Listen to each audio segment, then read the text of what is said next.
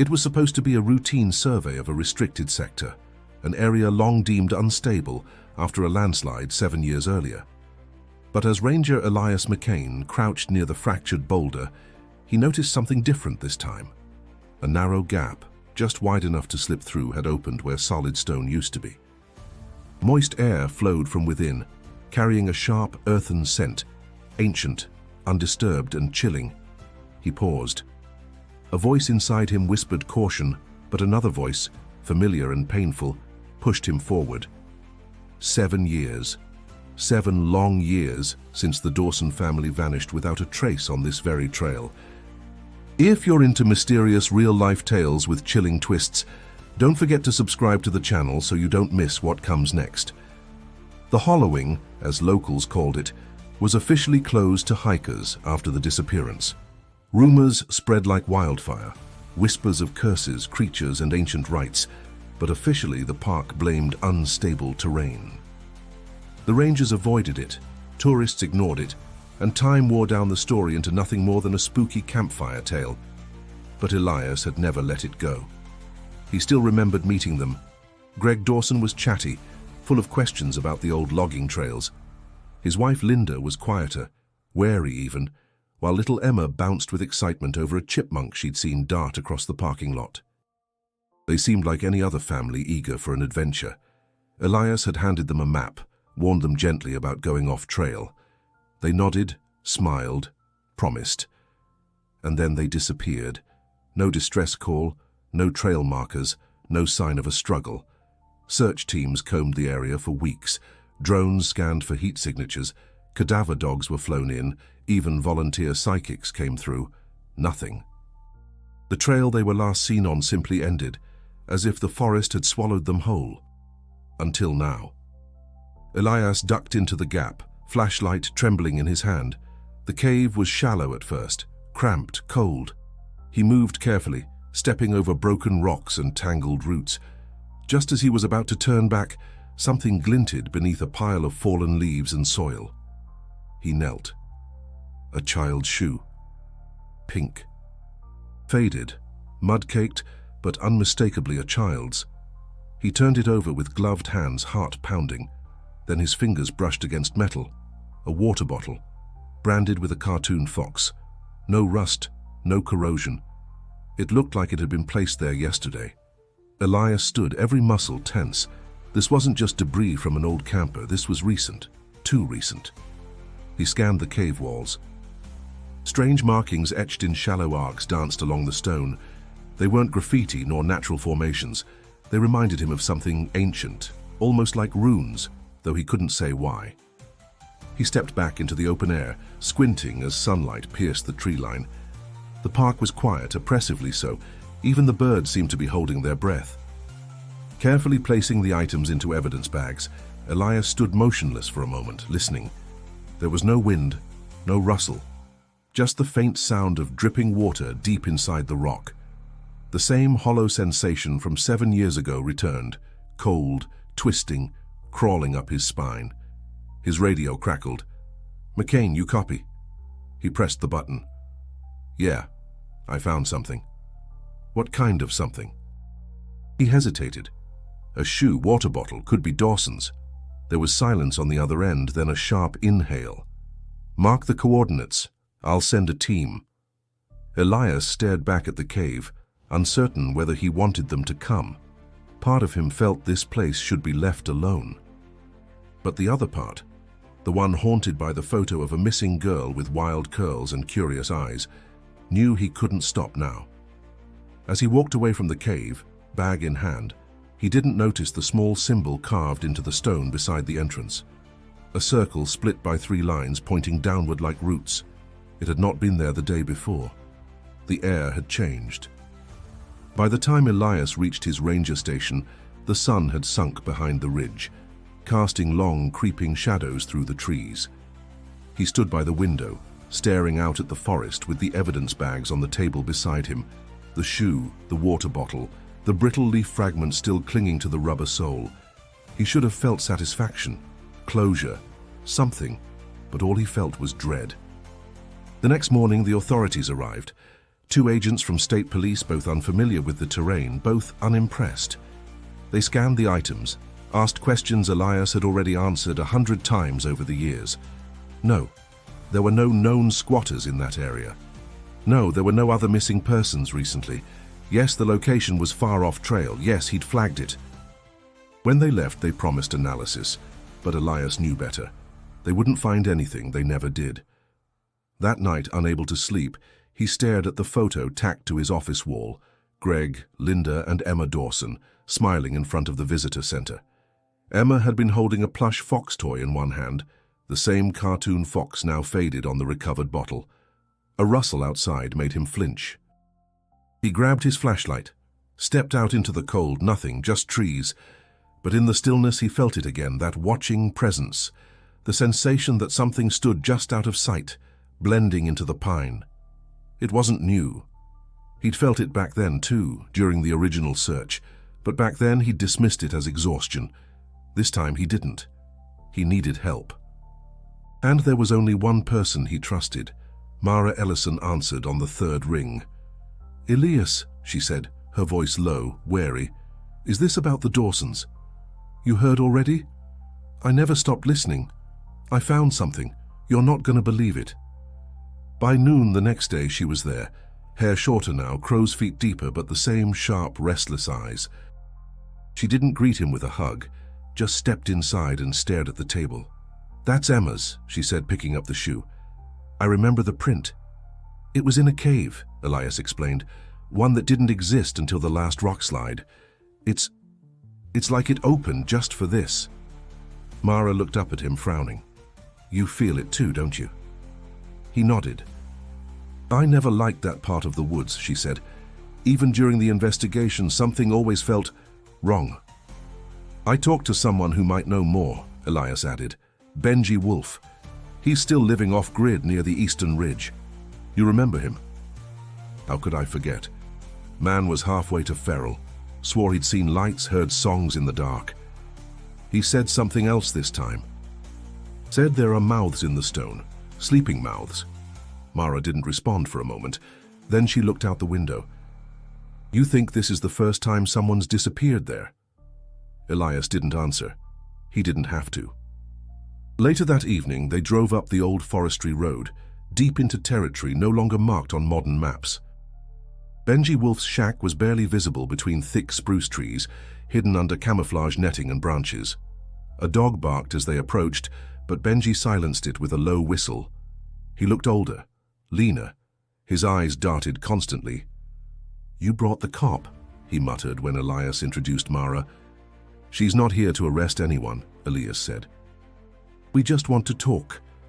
Benji hesitated, then stepped aside, waving them in. Inside, the shack reeked of old smoke, oil, and pine tar. Maps covered one wall, some modern, others hand-drawn. Symbols and arrows crisscrossed them all. "You remember that family, right?" Elias asked. Benji didn't meet his eyes. "I remember lots of families. But this one, the Dawsons." "You said you saw something." Benji sat down heavily. "They weren't the first," he muttered. "Not by a long shot. That park eats people." Mara raised an eyebrow. "What do you mean?" He glanced at the window, lowered his voice. "Things live down there. Not animals, not spirits either. Something else. I've seen lights come up through the trees, heard singing in languages I don't know. One night I saw a girl walking alone through the brush. Her eyes glowed." Elias felt a chill ripple through him. Benji pointed at the map. "There's a place near the ridge, marked with that symbol you found. 3 lines down through a circle. You go there, you better be ready to never come back." Outside, the wind had picked up. The trees swayed and groaned. From deep in the forest, something howled. Not quite animal, not quite human. Elias turned to Mara. "Tomorrow, we go to that ridge." She nodded. "Let's see what's waiting in the pines." The morning fog clung to the trees like gauze as Elias and Mara hiked deeper into the restricted zone. Their boots crunched over damp leaves, each step muffled by the heavy silence of the forest. The further they moved toward the ridge Benji had marked, the more the air changed, denser, stiller, as if even sound hesitated to move. Elias knew this trail well, or at least he thought he did. Years ago, it had been a barely used side path, not on official maps, but still known to a few locals and rangers. It was steep, narrow, and always damp, bordering the edge of what was now labeled off-limits. He remembered one particular hiker, Greg Dawson, asking about it. "Is there another way down to the creek?" Greg had asked him. "Something less traveled?" Elias had hesitated, then mentioned the ridge path, but warned him it hadn't been maintained in decades. Greg had grinned and said that's exactly what he was looking for. Now walking that same route, Elias regretted ever opening his mouth. As they climbed, Mara paused beside a twisted pine. "These markings, you see them?" Elias followed her gaze. The bark had been stripped away in narrow vertical lines, 3 thin gouges equidistant like claw marks. But there were no predators in the area large enough to leave such patterns. "They match the ones near the cave," Mara added. Elias nodded. "Exactly." Further along, the trail bent sharply around a rocky outcrop, and something caught his eye, half buried beneath moss and dirt. He knelt, brushing it aside. A rusted trail marker, barely legible, but the name stood out: Raven's Hollow Spur. "I thought this trail was closed back in the 80s, Elias murmured. "It was," Mara replied, "after a series of accidents. But there was never any formal investigation, just quiet shutdowns." They pressed on. The trees thickened, growing so close together they had to move single file. The canopy above blocked most of the daylight, casting everything in a shadowy green. Then abruptly, they emerged into a small clearing, and there it was, the cave. It wasn't wide, maybe 6 feet across, but tall and jagged, as though the earth had been torn apart. Black moss lined the edges. The air that seeped out was colder than it should have been, and it carried a strange scent, metallic and sour. Elias stepped closer, then froze. Symbols. They were etched just inside the entrance, faint but unmistakable. The same circle with 3 downward lines. Surrounding it were smaller etchings, shapes that resembled eyes, teeth, hands. Mara crouched beside one. "These don't look like vandalism. They're deliberate." "They're old," Elias said. "Weathered. Some are fresh, though." She ran her fingers just above the surface. "Somebody's been here recently." Inside the cave, their flashlights cut through the darkness. The walls were narrow and uneven, with slick stone that shimmered under the beam. Just a few feet in, Elias spotted something else. Drawings. Children's drawings. Faint. Barely there, but visible. Stick figures, trees, a sun in the corner. One drawing showed a small figure holding hands with 2 taller ones. Another showed 3 stick figures, one crossed out with a red smear. Elias's throat tightened. This was Emma's," he whispered. "How can you be sure?" He pointed at the initials in the corner, ED, a small heart drawn around them. Then Mara stepped back, eyes fixed on something in the dirt. Bones, not a full skeleton. Scattered fragments, mostly small, likely animal, but beside them lay something different, a plush fox toy, half decayed, molded, one button eye missing. Emma's toy. Elias crouched beside it, heart pounding. He remembered the picture. The little girl holding that same fox at the visitor center, beaming with pride. Then, softly, so faintly it could have been imagination, they heard a sound. A whisper. Both froze. The light flickered. Elias turned slowly, raising the beam toward the cave's end, but it didn't reach far. The tunnel curved slightly, dipping downward into pitch black. "Did you hear that?" Mara whispered. Elias nodded, trying to steady his breath. "It said your name." The silence returned like a weight pressing down. Neither spoke for a long moment. Then Mara reached into her jacket, pulling out a small recorder. She clicked it on and held it up. "We need to document this. Everything." Elias hesitated, then nodded. "Let's get out. For now." As they stepped out into the clearing, the trees seemed to lean closer. The wind picked up suddenly, carrying with it a low, rhythmic humming, like a distant chant. Mara turned. "We're not alone out here, are we?" "No," Elias said. "We never were." Back at Mara's cabin, silence hung between them like thick fog. Elias sat at her kitchen table, his hands wrapped around a mug of untouched coffee. Across from him, Mara flipped through a dusty manila folder, pulling out pages yellowed with time. Her old files. She hadn't opened them in years. "I kept everything," she said, voice low. "Couldn't let it go." Elias glanced at the pile. Maps, incident reports, photographs, interview transcripts. The faces of Greg, Linda, and Emma stared back at him from one corner of the table, frozen in time. "Did anyone else report strange activity back then?" he asked. Mara pulled out a ranger log dated August 14, 1989. "This one stuck with me." Ranger Sheila Groves. She reported hearing chanting near the East Ridge, said it sounded like a language she couldn't identify. She also found a cairn made of bones, but when she brought backup, it was gone. Elias raised an eyebrow. "You think it was real?" "I think she believed it was," Mara said. "She filed a formal report. The park transferred her 2 weeks later. Told her to keep quiet." Elias leaned back, heart tightening. "That symbol we found, does it show up anywhere in your notes?" She sifted through a separate envelope, then laid down a photograph. Grainy, black and white, dated 1963. It showed a tree carved with the same 3 downward lines crossing a circle. "This was from the McCleary case," she said. "Family of 5 disappeared. They were on a picnic near Fern Basin. No sign of struggle, no bodies, just their car and a half-eaten sandwich." Elias frowned. "That's 20 miles from the hollowing." "Doesn't matter," Mara said.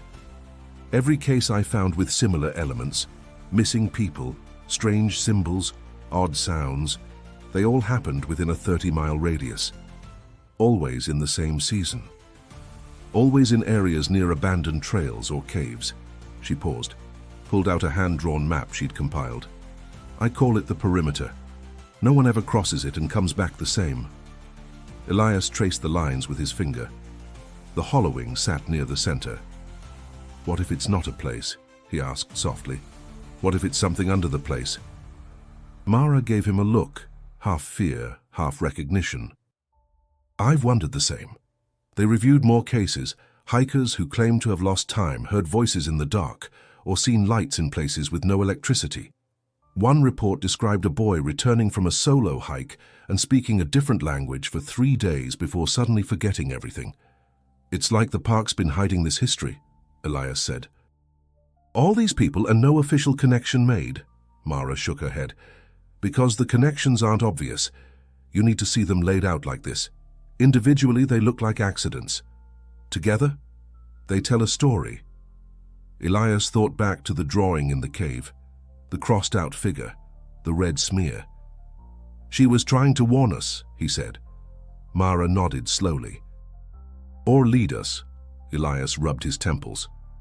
"And the song, the humming we heard. That's in here too." She pulled another file. In 2004, a group of night hikers got turned around near Echo Ridge. They reported hearing music underground, soft, rhythmic, like someone singing through water. What happened to them? They made it back, but they were disoriented. Couldn't explain how they'd ended up 5 miles from their route. One swore he saw a child running between the trees, always just ahead of the group. Elias felt something shift inside him, a deep, cold certainty. "There's a pattern," he said. "The Dawson family walked into something ancient, something that's been here longer than the park." Mara didn't disagree. They worked through the night, tracing timelines, comparing disappearances, highlighting overlap. A name surfaced more than once: Cedar Hollow Logging Camp, abandoned in the 50s, once the site of a massive landslide that buried several workers alive. "There's a legend tied to that place," Mara said. "Local tribes avoided it. Called it the Sleeping Earth Mouth. Said it consumes those who walk without purpose." "Could be the origin," Elias murmured, "or at least part of it." Suddenly, a loud knock rattled the front door. They froze. Mara stood cautiously and opened it. No one was there. Only a small bundle wrapped in leather resting on the porch. Inside it, a stone, smooth, round. etched with the same symbol, circle and lines. Fresh, no fingerprints, no tracks in the frost-covered ground. Elias looked out into the night, eyes scanning the darkness. "Someone's watching us," he said. Mara picked up the stone. "Or guiding us." They both knew it was time to return to the cave. The cave swallowed their lights as Elias and Mara stepped back inside, fully geared and silent. This time they brought ropes, extra batteries, recording devices, and a renewed resolve. Neither had slept well since the delivery of the stone. Whatever was leading them deeper wanted them to return, and neither could resist the pull any longer. The narrow tunnel curved and dipped, the walls slick with condensation. The silence inside was not absence, it was presence. A living, breathing quiet that pressed into their ears. "Keep recording," Elias whispered. Mara nodded, the device already running, the red light blinking faintly in the dark. 10 minutes in, they reached the point where they'd found the child's drawings. But now something had changed. A trail of small rocks lined the wall, arranged in symbols, circles, crosses, arrows. Each seemed deliberate, a message or map they couldn't yet decipher. Further ahead, the tunnel widened, and then they saw it, a makeshift camp. Nestled in a carved-out alcove of the stone, there were remnants of survival, a torn sleeping bag, charred bits of wood from a fire long gone, and a rusted tin cup. Dust coated everything, undisturbed by wind or time. Elias crouched beside a crumpled piece of cloth. It was a jacket, women's size. A patch on the inside read, "L. Dawson." Mara stood frozen. "This was real," she whispered. "She made it here." A rustling sound made them both look up. But it was only dust sliding from a small ledge, disturbed by their movement. Then Elias spotted it, something wedged between two stones. He reached in carefully, pulling free a damp, worn, leather-bound notebook. The name was faint but legible, Linda Dawson. Mara turned off the recorder. Elias opened the journal. The first pages were disjointed entries, short, panicked. "We're separated. Emma's okay. Greg went to find help. It's been 2 days. We heard voices outside. Not animals. Not people." Further in, the writing changed, tighter, more frantic. "Greg never came back. I think something took him. Emma keeps drawing things, says she sees them in her dreams. There are sounds in the walls. Then, the light lies. It looks safe, but it burns. It follows her now." Elias's hands trembled. They flipped to a later entry. "Emma talks to the cave. She calls it by a name I don't know. She says it sings to her. I told her to stop listening. And finally, they want her. I won't let them have her." The last page was smeared, water damaged, but one word remained clear. Roots. Neither spoke for a long time. Mara finally whispered, "They were here longer than we imagined. They didn't vanish. They hid." "Or were hidden." Elias nodded, his jaw clenched. She was fighting to protect her daughter. He slipped the journal into his bag with reverence. Then, as he turned, he noticed something else. Etched along the far wall were fresh lines, sharp and deep. A spiral encircling the 3-line symbol. Inside it, a word carved in jagged strokes. Live. But the I was crossed out. Mara stepped forward, raising her flashlight toward the back of the alcove. "Look." A bundle of cloth, small, delicate. Inside, a child's sock, pale blue. Next to it, a strip of paper, curled with age. She unrolled it carefully. A drawing. Crayons on torn notebook paper. A sun. A mountain. A cave. And 2 stick figures holding hands. The third figure was missing a head. Elias stepped back, the air suddenly cold against his skin. They both turned toward the way they came, but froze. The entrance looked farther than before. Had the cave shifted? No, it was their minds playing tricks. Still, Mara placed her hand against the stone. "We need to leave now." As they moved, Elias kept glancing over his shoulder. The camp, the drawings, the journal, all left behind by people desperate to survive something they couldn't name. At the threshold of the alcove, Elias paused. His light flickered just for a second, but in that flash, he saw something deep in the stone. A shape, a face, not human, not animal, just watching. Then, it was gone. Outside the cave, the wind bit harder than before. The trees seemed to whisper. Elias didn't speak until they reached the truck. They were hunted, he said. Mara looked over. Or chosen. Elias opened the glove box and pulled out a field notebook.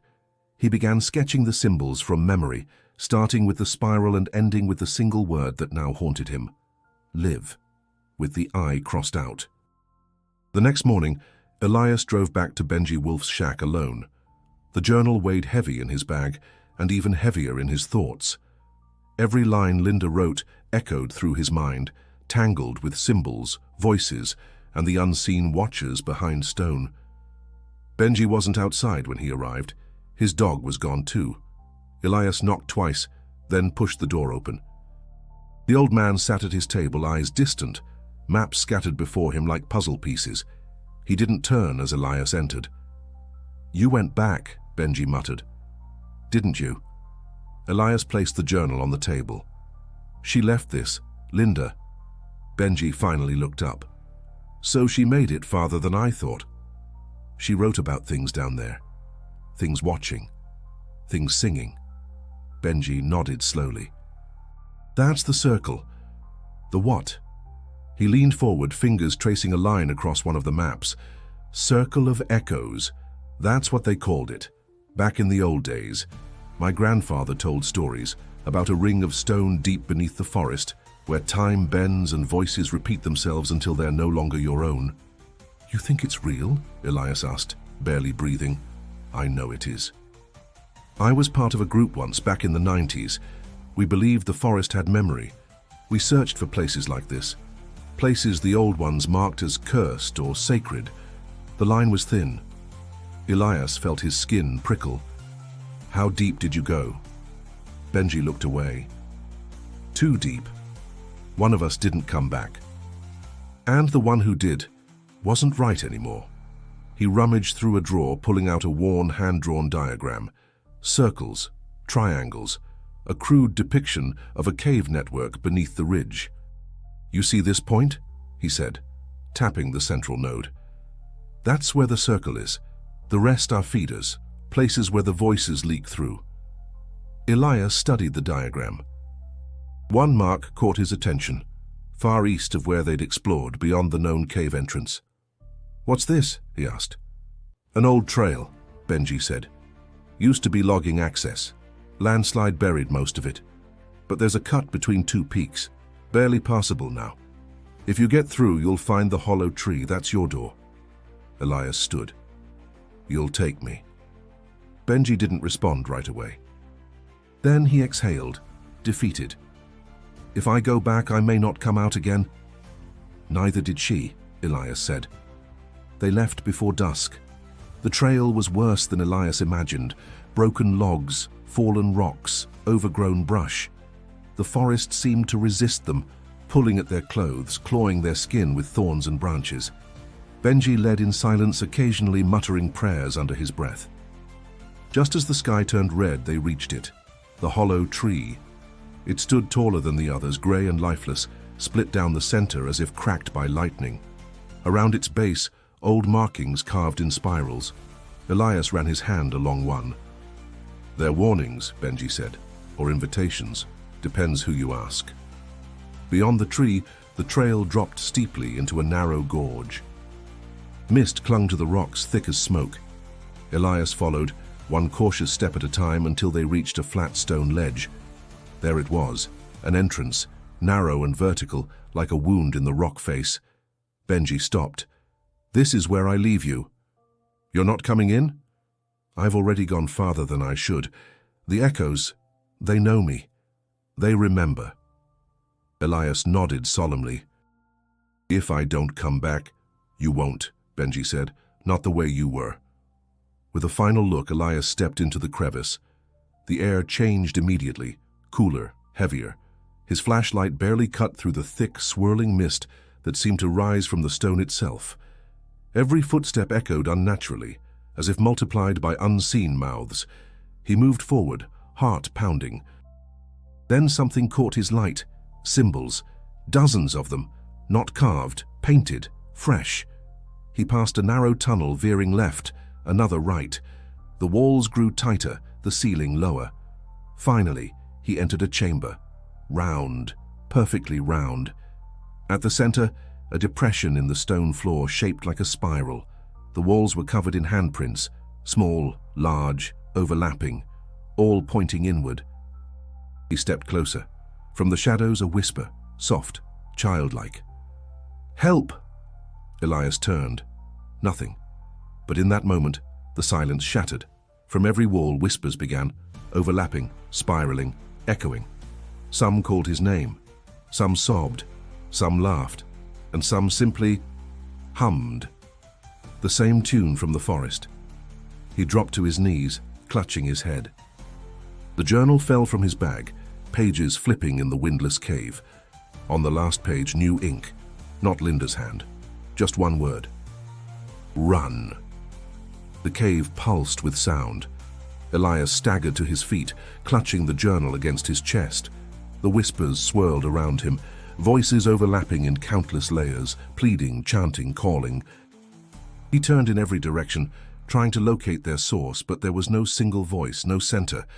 They came from the stone itself. Then, like a switch had been flipped, everything went still. He stood in silence so complete it seemed to press against his ears. Ahead, a narrow passage sloped downward. Something drew him forward. The ground was slick, the walls narrowing as he descended, but the air no longer felt threatening. It felt sad. At the end of the tunnel, he found a small cavern, and there, painted across the walls, were messages, childlike handwriting, scrawled in charcoal and red clay. "I'm here. Mom is sleeping.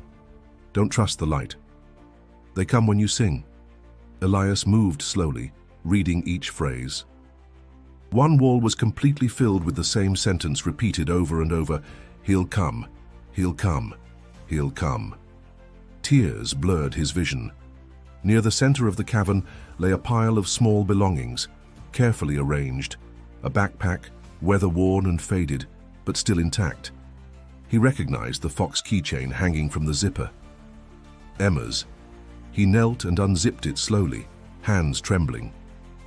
Inside were remnants of survival, an old granola bar wrapper, a small flashlight, a crumpled drawing of trees under a crescent moon, and a voice recorder. Its battery light blinked red, nearly dead. Elias pressed play, static, then a burst of laughter, light, high-pitched, Emma's voice. "This is Emma Dawson," she said cheerfully. "If someone finds this, I'm in the cave with the drawings. I have Mom's journal. I think she's sick. She talks to shadows now." Click, next recording. "I heard them again last night, the voices. One of them said my name. It sounded like Dad, but he's not here. I think the cave copies people." Click. "I'm not scared anymore, just tired." Click. Silence. Then something different, muffled movement, sobbing. Then her voice, barely a whisper. "Ranger man, help." Elias's breath caught in his throat. He rewound the last message, playing it again. "Ranger man." She had remembered him. She had waited. He dropped the recorder, heart pounding, grief and fury boiling together in his chest. He stood and looked around the cavern again. More messages had been etched into the floor, short phrases scratched into the stone itself. "They took her. The hands don't feel real. I saw the outside. It wasn't real." Elias backed away, and that's when he saw the necklace, half buried beneath a flat stone. A silver chain with a heart-shaped pendant. He'd seen it in the photo of Linda Dawson, clasped around her neck. He reached down, brushed the dirt away, and found it next to something brittle and pale. A bone. Small. An arm, maybe.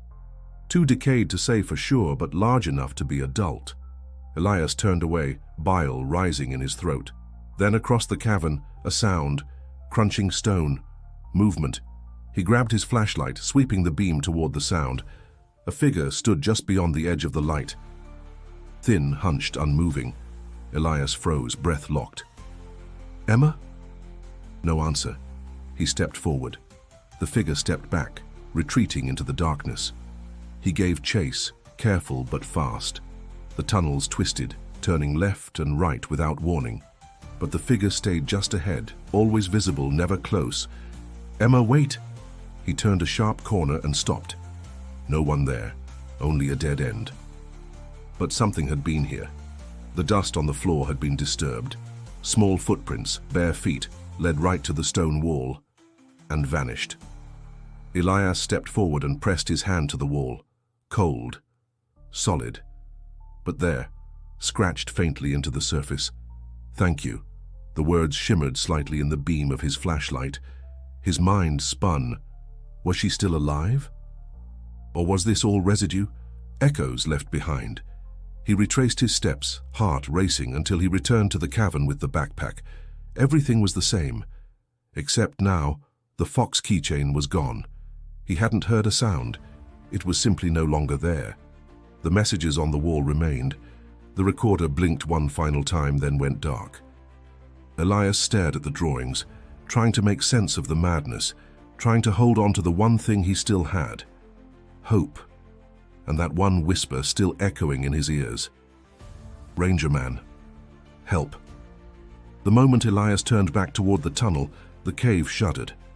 A deep, groaning rumble vibrated through the stone, followed by a distant crack, low at first, then rising into a deafening roar. Dust rained from the ceiling. He braced himself against the wall as the ground lurched beneath his feet. The cave was collapsing. He ran.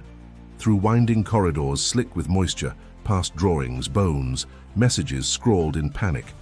His flashlight bounced wildly, casting twisted shadows that danced along the walls like ghosts. Behind him, the rumble grew louder. A deafening crash echoed, followed by a sound that made his blood run cold. A scream. It wasn't human, it wasn't animal. It was something wrong. He didn't look back. He burst into a narrow passage and stumbled to a stop. A dead end. Solid rock. The way he'd come in was sealed, buried behind tons of rubble. His breath caught in his throat. Then, another scream, closer now. Elias turned, raising his flashlight with shaking hands. At first he saw nothing. Then from the darkness it emerged. A figure, tall and impossibly thin, crouched low like a predator. Its skin was pale grey, stretched tight over bones that jutted like spikes. Long limbs moved in unnatural angles. Its eyes, if they were eyes, reflected the light not with colour, but with depthless black. And it stared at him. Frozen in terror, Elias watched as the thing tilted its head, almost curiously. Then it moved. Fast. He dove aside, narrowly avoiding claws that raked across the stone with a sound like tearing flesh. The creature hissed, a high-pitched wail that reverberated through his skull. He ran again, pushing into another tunnel, this one tighter, the ceiling forcing him to crouch. Behind him the thing followed, scraping and snarling, filling the space with rage. He reached into his bag, fumbling for anything, his flare stick. He struck it against the wall. Flame burst to life, casting red light in every direction. The creature recoiled, shrieking, its skin sizzling where the light touched it. Elias didn't hesitate. He threw the flare down the tunnel behind him. It screamed again, retreating into the dark. Heart pounding, lungs burning, Elias pressed forward. Eventually he found a chamber he didn't recognize. Open, larger than the others, with a shaft of light breaking through a crack in the ceiling above. Daylight. Hope. He climbed over rocks and debris, slipping, clawing, pulling himself upward toward the light. His fingers found a ledge, and he hauled himself out into blinding sun. Fresh air filled his lungs. He rolled onto his back, chest heaving. The forest greeted him with birdsong, distant wind, and blessed silence. But something was wrong. The trees looked unfamiliar. The terrain didn't match anything from the maps. He'd exited somewhere else entirely, and he wasn't alone. A voice called out. "McCain." He looked up, dazed. It was Mara. She ran toward him with 2 park rescue personnel behind her. Her face was pale with shock. "Jesus, Elias, what happened? You've been gone for over 20 hours. He tried to speak, but only coughed. She helped him sit up, examining the cuts on his arms, the dirt in his hair. "What did you find?" she asked softly. He opened his bag and pulled out the recorder, the necklace and the journal. Then he looked at her, voice hoarse. "She's been down there, Mara, for years, leaving signs, messages. And the creature?" He didn't answer. He didn't need to. The gash on his arm, the terror still flickering in his eyes, they said enough. One of the rescuers radioed for medevac. The other took his vitals. As they prepared to carry him out, Elias looked back at the cave entrance, now just a jagged scar in the rock. The wind shifted. From deep inside, so faint only he could hear it, came the sound of humming. The same melody Emma had recorded. It followed him all the way to the helicopter. As the blades chopped the air and they rose above the treetops, Elias stared out at the endless green below. The forest stretched in every direction, peaceful, ancient, unknowable. He closed his eyes, but the darkness no longer offered rest, because somewhere down there, in the cold, twisted stone, something still moved, and it knew his name. The story hit the national news within hours. Park ranger survives mysterious cave ordeal. Evidence links to missing family.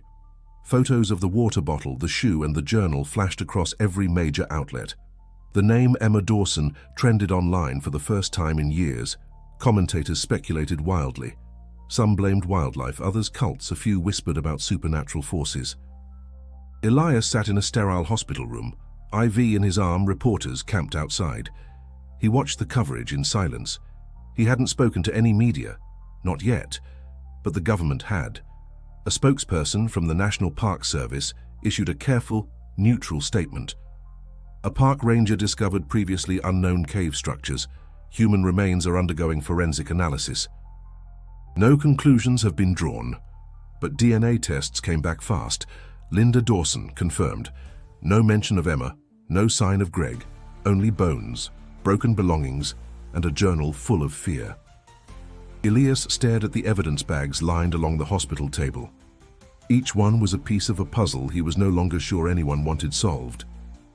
2 days after his release, he was called into a private debriefing with federal officials. They asked pointed questions, but ignored the things that mattered. "What did the creature look like?" Elias asked once. The man in the dark suit didn't blink. "What creature?" "The one that chased me, the one that screamed." "There's no evidence of that, Mr. McCain." "I was attacked." "I bled," which we attributed to cave debris and a likely fall. "Your account is inconsistent under stress. We filed the official version accordingly." Elias stood. "That's a lie." The agent simply closed his folder. "Be careful what stories you tell. People want answers, not legends." Back home, he found his cabin surrounded by silence. Benji's shack had been cleared out, gone. No sign he'd ever lived there. Elias called Mara. "Come over," she said. "Now." She had something waiting, a package, delivered by hand, no return address. Inside, a flash drive and a note in crude block letters. "They'll never find her, but she's not lost." They plugged it in. A single folder, dozens of images and audio clips, dated years back, all recorded in or near the hollowing. One clip showed a dark tunnel, shaky light, then a voice, Emma's, singing softly, clear, undistorted. "I know you're there, Ranger Man." Mara turned pale. This was recorded years after the disappearance.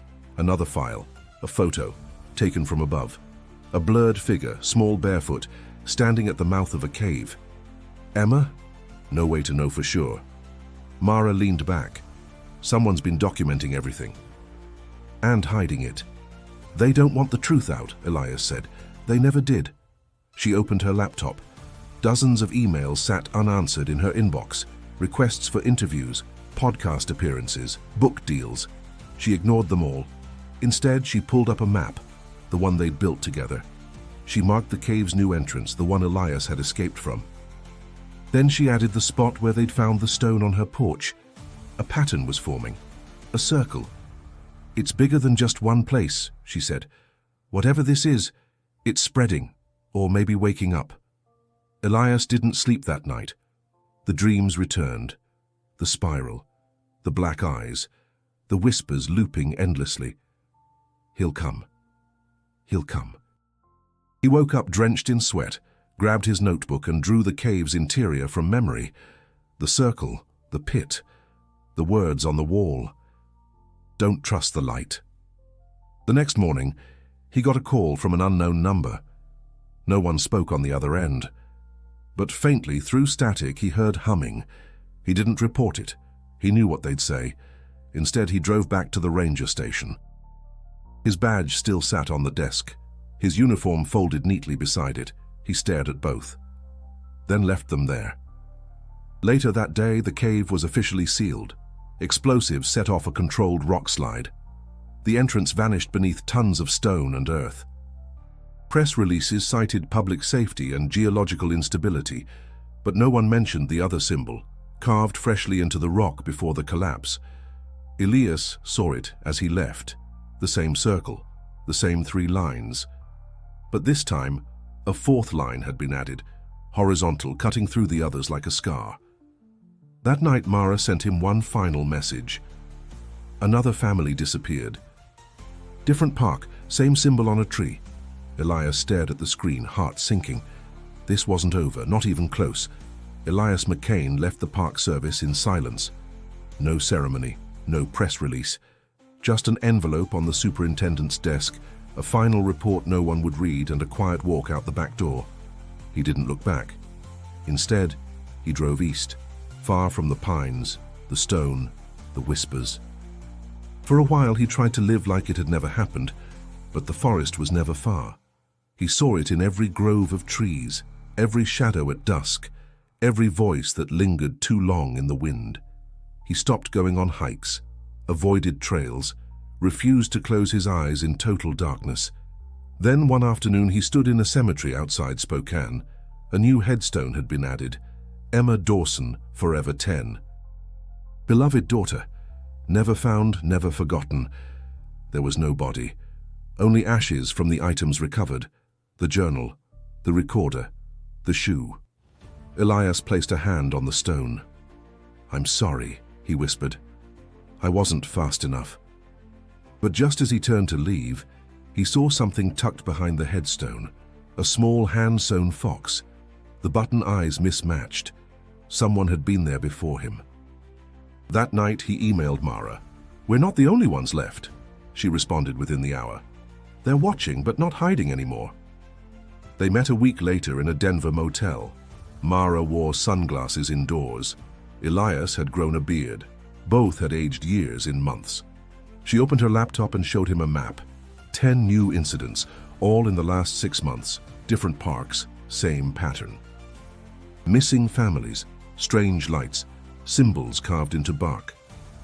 "They're growing bolder," Mara said, "or hungrier." Elias leaned over the table. "We can't stop it, but maybe we can show the world." Together, they launched a small foundation, the Hollowing Watch. They collected testimonies, old ranger logs, folklore, private recordings. Most of it was dismissed as conspiracy. Some went viral. A few people came forward with stories too real to ignore.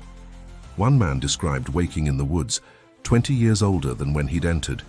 A woman claimed her daughter vanished behind a tree and came out speaking another language. But the agencies remained quiet. The caves sealed, the forest undisturbed officially. One day, Elias received a package in the mail. No return address. Inside, a voice recorder, familiar make.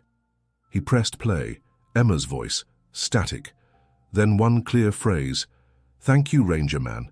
He sat for a long time, listening to it on loop. He didn't cry, not that time. Eventually, the world moved on. New stories filled the airwaves. New tragedies replaced the old ones. But Elias knew the echoes never died. They just changed form. One summer, a family disappeared in a park in Georgia. Their last known location, a hidden trail behind an old ranger station. No bodies, no signs of struggle. Only a single phrase scratched into a tree trunk. "He'll come." And beneath it, the symbol, the circle, the lines. In a final interview, years after leaving the service, Elias was asked one question. "Do you believe something lives in the caves?" He looked straight into the camera. "No," he said, I believe something waits. And he meant it, because some nights, when the wind blows just right, he hears it again, the humming, soft and endless. He doesn't run from it anymore, he just listens. Because even after all this time, she's still out there, waiting. If you followed this story to the end, don't forget to subscribe for more unsolved mysteries, chilling encounters, and real-world investigations into the unexplained. And click the video on your screen now to uncover the hidden disappearances in other US parks, if you dare.